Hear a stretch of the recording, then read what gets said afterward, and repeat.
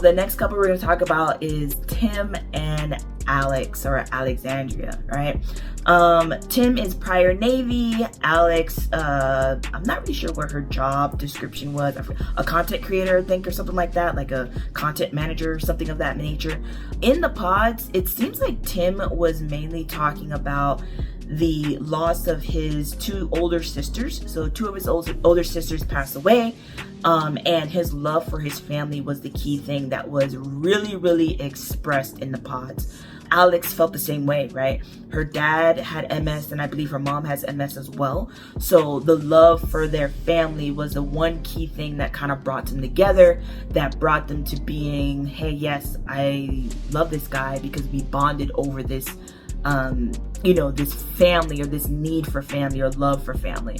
That was the only thing, honestly, that was kind of highlighted between Tim and Alex within the pods. They did some cutesy things, like, painted with each other, and wanted to see if probably they painted the same thing, which was pretty similar, right? One was a bird, one was a bee, I guess a flying animal of sorts.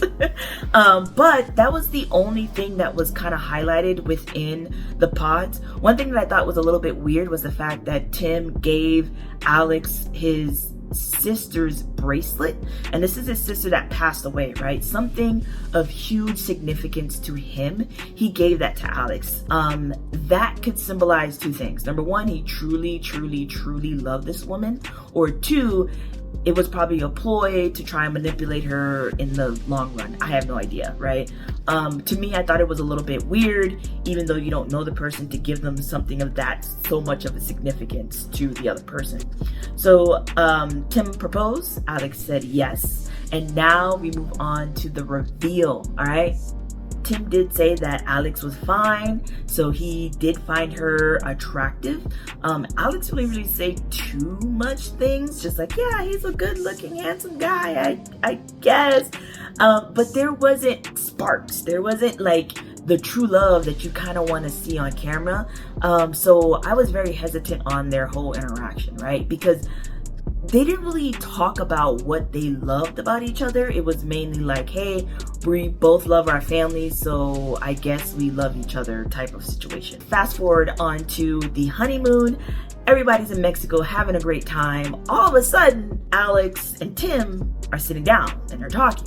And Tim is like, look, the way that you acted, I honestly wanted to leave and not come back to the show. And I was like, whoa, what happened? Like, what occurred here? So apparently there was an argument that occurred between Alex and Tim. No idea what the argument was, no idea what the argument was about. So I was curious about that. But one thing that I did know is that apparently Alex put her hands on Tim and then called him out of his name, which by both measures is a no. And I understand Tim is a type of person where he's part of the military. He don't accept that shit. Like, this dude has been through it all. He don't got time for people being disrespectful to him or anything like that. So that was the main thing that was very prominent between Tim and Alex. Like, hey, Alex is disrespectful. She put her hands on Tim. She called him out of his name. And that is some shit that you just don't do, right? Tim stood his ground. He's like, look, I honestly was thinking about leaving, but I do love you. I do want to give this a chance, and we're going to move forward from this, right? One of the things that I did realize about Alex is, like, every single time that she either one is like pissed off or has something to say, she does like this, like, sort of that thing with her mouth. I don't know if I'm doing it right, but she does like a really weird kind of thing with her mouth, and you could tell like she's about to say something, or she's irritated, aggravated, or she feels like, she needs to defend herself on some shit. So I knew that alone just by looking at her body language. Like, she was mad, she was upset, she was kind of pissed off, or felt a certain way of what Tim was saying, and probably the way that he said it. Tim is a very direct person, so it could probably come off as being disrespectful or just like straightforward, which is kind of, I guess, weird in a sense. But I mean, that's just kind of how Tim is, Whenever they came back from the honeymoon, they decided to keep pushing forward, keep moving forward, keep trying to work and build their relationship. They came back from the honeymoon, and now they are in the real world, all right? Key things, okay? Tim met Alex's family. Alex met Tim's family. Tim went to Alex's apartment. Alex went to Tim's apartment, all right? So let's first talk about the apartments, all right? Alex's apartment looks like straight ass. There is shit everywhere. Hoarder mentality is what I'm getting, okay? Very, very cluttered, crap just everywhere. Very, very messy in general. Now, Alex did say that she is a messy person, but goddamn. There's a difference between messy and there's a difference between freaking disgusting. Like, what are you doing? One of the things that was kind of weird too is the fact that, like, you mean to tell me no one could have came to your apartment really quick, straightened up before the cameras came in? She don't care. And it is what it is. To me, it's gross to live like that. You need to have a clean space so that you can mentally be okay and you can, I don't know, like, feel all right in life. Like, be okay, be free, have like not stink clothes hanging everywhere and being everywhere. Like, it's very, I think a cluttered mind would stifle creativity, but that's just me. Tim's apartment, on the other hand, was very organized, very neat, very open and clean and very bachelor pad-ish. House looks really good, like neat, organized, really, really nice. You know, one thing that was kind of cringy is the fact that he had a picture of himself in the closet along with his dog, which was kind of weird, but, you know, nothing, you know, red flaggish that kind of popped up, right? He is very willing to change, like, you know, the couches, the scenery, and the decorations and things like that for Alex. So that's one of the things he mentioned. And I did really like the fact that he mentioned that to, you know, the cameras and to the crew and stuff like that. Now, we're gonna talk about family meetings, okay? Now, when Tim met Alex's family, one of the things that I really did love is the fact that, hey, he had food ready, food grilling up. Hey, I'm gonna make a meal for your family. I have a letter here that I want to tell your dad the proper way to actually propose to you or get his permission to propose, which I love the fact that he actually went out and did that. That was very loving. That was very direct and very just like mature of him. You know, just getting that initial, yes, I do want you to marry my daughter, stamp of approval from the dad was amazing. The dad even teared up and he was very, very heartfelt about that. Now, when Alex met Tim's family, everything's a little bit different. It felt very different. Alex walked in, she had her hands in her pocket, very giving kind of like a really shut off of appeal or approach to the family, not really open arms, not welcoming. She had her hands in her pocket, you know, and apparently she fell asleep for like an hour and the parents drove 10 hours to meet her.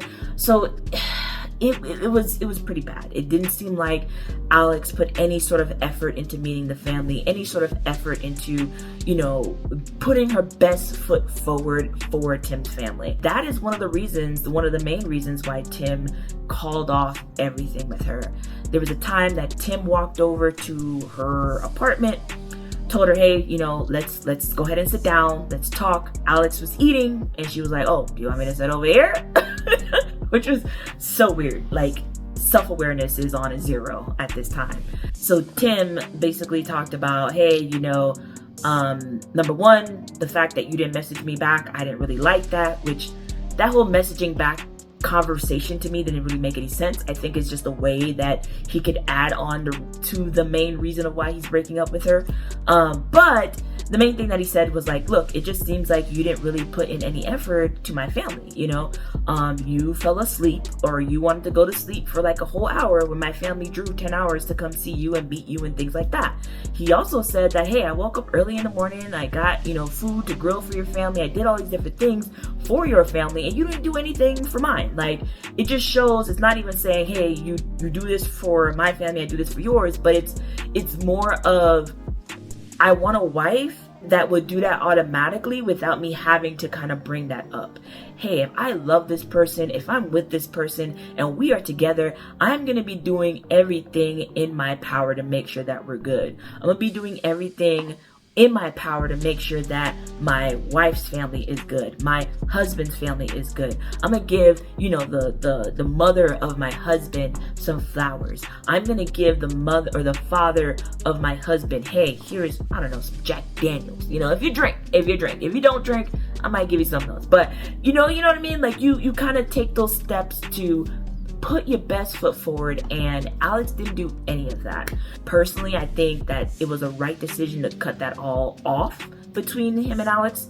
They were two different people, and I think they truly bonded over the trauma of Tim's sisters dying. So that's my point of view of the situation. A lot of people that I've seen, they say, hey, you know, Tim is the bad guy because he basically tried to manipulate Alex into the whole like trauma bonding type thing. And I'm like, I don't know. I don't really see it that way, but I don't know. I really don't know. I'm not a psychiatrist. I can't tell. I just think that Tim has some really hardcore decisions and really hardcore ways. And one thing you're not gonna mess with is his family. And the fact that he put so much effort into Alex's family and you ain't do the same for his, he ain't fine with that. So that's the reason why they broke up and they're no longer together. So hopefully we will see what that looks like in the reunion, and I'm so looking forward to watching the reunion, y'all. Oh my gosh. Now for one of the, I would say like love triangle, maybe even love square, I guess you can say, is Leo, Britney, Hannah, and Nikki D. Oh my goodness gracious. Okay, let's start off with Leo. Leo is an art dealer. I mean, he talks about him being an art dealer the entire time. Britney is a very kind of Barbie-ish woman, wants to be a trophy wife. She dated rock stars and all these very affluent people in the past. Leo, being a person of great wealth, apparently, talks about it all the time. Like that money's lucrative job or money. The money, really all my money, but financially like very well off. Yeah. Like I'm a rich fucking artist, like money. I have money. That's crazy. He finds himself stuck between Britney and Hannah. Hannah is this southern girl, very, very young. She seems at first in the pods to be a little immature due to the fact that she's a little bit younger, and she also quit her job to be on the show, which is crazy. She would quit her lifestyle to be on the show. Very, very, yeah, very crazy and different for sure. So Leo was stuck between his love triangle between Britney and Hannah. He seemed to love, or want to be with both Britney and Hannah. Hannah, on the other side, wanted to be with Nikki D. All right, Nikki D is this pro athlete who is currently a real estate agent. He used to be a football player, all right, a kicker actually. When Hannah was talking to Nikki D and how Nikki D was talking to the other women in the pods, I guess Nikki got the little nickname of, you know, Rico Suave, because he was very smooth when he talked to women. He was very, you know, just kind of clean, and she just always says the right things. And that was one of the things in which, you know, Hannah didn't really like. And after talking to a lot of the women, she decided like, okay, I'm just not gonna fuck with Nikki D anymore. And so Nikki D left the show. Well, Hannah blew up because of that and was very, very, very upset about that decision, the decision that she made. And they brought him back to the show to be part of this quadruple fecta thing that's going on. Basically, Hannah and Nikki D, they've always been talking. Hannah and Leo even had a really good connection as well. And when it came time to towards the end where Leo had to propose to somebody, Leo sat down with Hannah, and Hannah basically said, look, Leo, I'm gonna go with Nikki D. Leo freaked the fuck out. Like, this dude went berserk. Hannah, how could you possibly do this to me? Oh my God, Hannah, what are we doing? No! To you, like God, like how conclusively have you decided? You need to be sure, and like you were not sure. Hannah, I felt like, have you made up your mind? Oh my god. Hannah, like, can you at least just tell me, like, what have you and the other connection? Like, it was so weird. It was very, very weird. He's like, Hannah, we love each other. We need to fight for this, Hannah. He had these two women, didn't say I love you to any of them, didn't really want to pursue either of them. He kind of just had them dangling here as like a plaything. It's kind of what I got the gist of, right? Very strange. After Hannah did that, Hannah was crying and it was a complete mess. They had to leave and then they came back to each other in the pods, I believe like maybe a few hours later or maybe the next day. And then Leo flipped the switch. You know, this dude all of a sudden was like, you know, I just want to make sure that you know that, you know, I've always loved Britney and, you know, what we have, I guess, was special. And we could agree that we both broke up with each other. And I was like, what is going on here? Because that is not what happened. That is definitely not what happened. So I think Hannah, it opened her mind to how Leo really was. And that was a kind of, I don't really want to fuck with Leo type of situation. So she was so over with Leo. Now, one thing that Hannah did is Hannah went into like the women's area and did tell Britney, just so that you know, Britney, Leo freaked out because I broke up with him and he was acting fucking crazy. So that in the back of Britney's mind is there, okay? She has another pod meeting with Leo. Britney goes in and talks to Leo.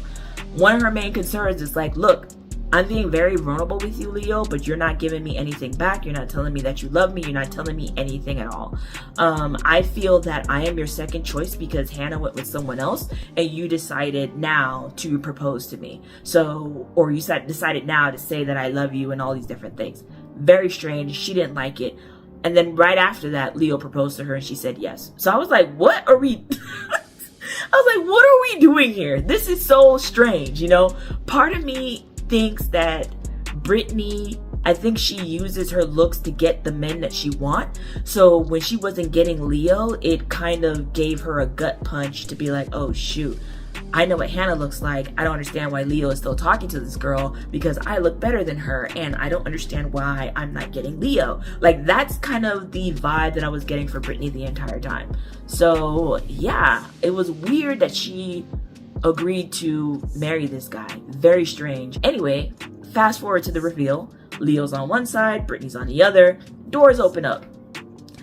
Who do you think was very excited? Obviously Leo. Main thing he kept saying, oh my god, you're so fucking hot. She's hot. Oh god, she's extra hot. I picked the hottest girl here. She's extra. That's all he said. All talked about looks. He didn't really care about her personality. That's basically what it was. And then Britney's main thing was, hey, you remember when we said we're gonna go to Miami? Like, are we still gonna do that? Like, we're still gonna go to Miami, right? Like, what if like we don't continue with this? Like, can we just go to Miami? And he was like, yeah, we'll definitely go to Miami. So what happened? They went to Miami. They said, fuck the show. And they basically went to Miami and did their own shit and they called off the engagement. Very strange. That was like maybe the first ever that incident has happened. So very strange, very weird. They, you know, left, I guess. Now, let's talk about Hannah and Nikki D. Hannah and Nikki D. Oh my God. Hannah is very, very, very insecure when it comes to how she looks. She talks about it all the time, how she used to be big. She lost like 45 pounds or something like that. And she really does talk about looks a lot. Nikki D really seems to be a real chill, laid back dude that just likes to talk to people, you know? That's kind of what I got in the pods. One of the key things is that Nikki D did say he looked like Henry Cavill, which that's a lie. I don't understand why. I don't understand why people say they look like certain people when they don't, right? You don't look like Henry Cavill, bro. You don't, okay? I'm sorry, but you don't. And you don't need to look like him. Just, hey, you look like you, okay? Obviously, Nikki D proposed to Hannah. Hannah said yes, and we move forward to the reveal. The reveal was extremely awkward. The reveal was very, very weird, okay? Nikki D did mention something about being shorter than Hannah. Hannah also mentioned something about, like, he doesn't really have a athletic built and he's a small man. So that alone, when it comes to physical attraction, I already knew that this is not gonna work. Okay, it's great to you know, have a really good personality in that aspect, but overall there has to be a physical attraction component as well, and that was not there. So I kind of sensed that moment, and the way that they meet each other was very, very awkward, very, very standoffish, and was like they were going with the flow, not necessarily going through what felt right, you know. So they I guess continued on to the honeymoon, which was very weird, very strange in a lot of different ways. Okay, now one of the key things when they went to the honeymoon, Nikki D wanted to get on the duck, one of those little moving duck things.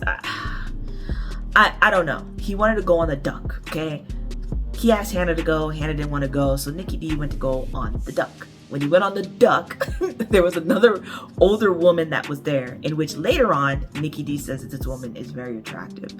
The very attractive woman came over, came on the duck. They started talking, you know, to each other and different things like that, which Hannah didn't like because she did get a little insecure about it. And the woman was making, you know, comments to Hannah. Now, I personally don't know what the whole extent to what this woman said to Hannah, but what Hannah says is that, hey, this woman said, oh, is that bitch over there jealous or something, like, you know, throwing explicitives out there. Now, if somebody would have said that to me and my fiance's over there giggling and laughing, we gonna have a problem for sure, 100%. I don't know if that was truly said or not. But one thing I did know is that the lady did say, oh my God, she's jealous, you know, and they were laughing it up, which is still inappropriate, right? Like, if you had even one sense of a brain cell, you would know that that situation was weird. We're not gonna gang up on my fiance and talk about her being jealous. Like, why am I laughing with this other woman that I don't know about my fiance? Very strange, very weird. So Hannah did do something in which she talked to Nikki D about that, and I guess she left a list of qualities in which she thought Nikki D had. And these are not good qualities, like immaturity, you know, is this somebody that I can rely on, so on and so forth, like a lot of different things. And instead of talking to Nikki D about it, she wrote it down on a list, and Nikki D later on found it, which that is the classic thing that a 26-year-old person would do, you know, like, let me write down a list and put Nikki D's name on it and leave it there and have him find it type shit, you know, instead of you actually bringing it up, which is very, very weird. It is really weird. So obviously they discussed those things, and then the whole conversation ended up being how Hannah really felt that Nikki D was extremely immature, and she now becomes this evolved mean girl, right? This mean person who just talks shit to Nikki D all the time, like just shit talking, just everything is just shit talking. Hey, I'm home. Hey, Nick. Can you just do me a favor? Can you just take the trash out? Yeah. And next time, can you just do it without me having to ask you? I just got home. Yeah, and what have you done all day, Nick? Worked. I've already cleaned this entire house. I've responded to 19 emails. I vacuum every single day, Nick. Every single day. Okay. You just gotta get it together, Nick. I mean, when we get married, do you understand that your debt becomes my debt? Well, I don't have any debt. Aren't you the one with the student loans? Exactly, so that becomes your debt, and then it becomes my debt again. You don't think that scares me, Nick? You don't think that scares me? Yeah. When we get married, all of your responsibilities are gonna be mine, okay? Okay. Like, are you even gonna help me walk the dog, Nick? Do you even know how to walk a dog? Do you even know what a dog is, Nick? That's your dog. Do you know what? I was gonna be fun tonight, Nick. I was gonna be so much fun, but now I'm not gonna. Do you know why? Because you just give me the ick. And you wanna sit there and talk to my best friend in the whole wide world that I just met 29 days ago. Yeah. So now that you ruined me trying to be fun, we're gonna sit and go through this list of bullet points as to why I'm better than you, Nick. Okay. I literally taught you everything you know, Nick.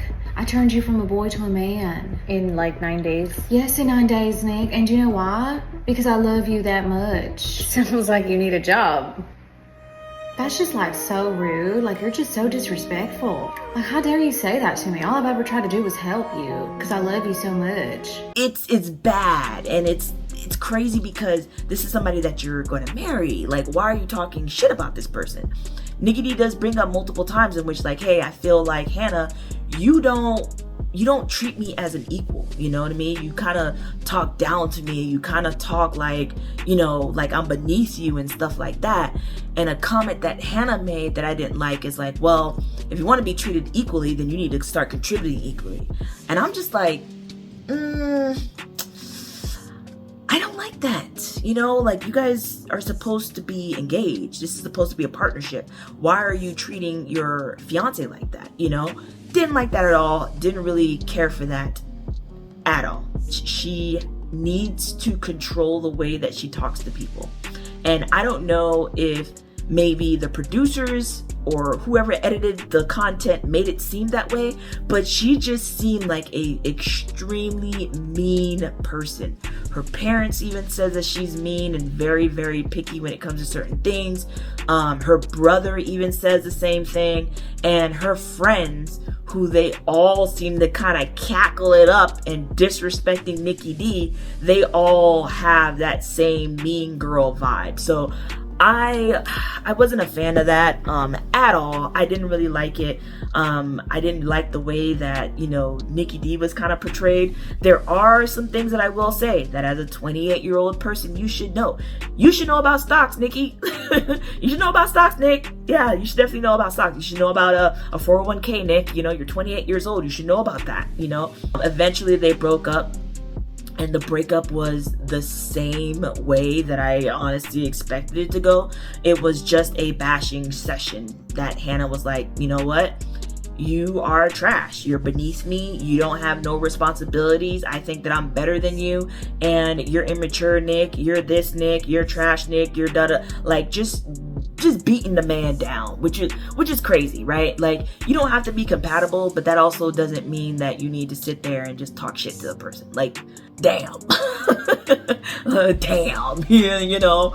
One of the things that did happen after the show, and one of the things that was highlighted within or after the show, was the fact that Nick D, I guess, leveled up. He got his own place. He's now styling, looking good, posting different Instagram pictures and stuff like that.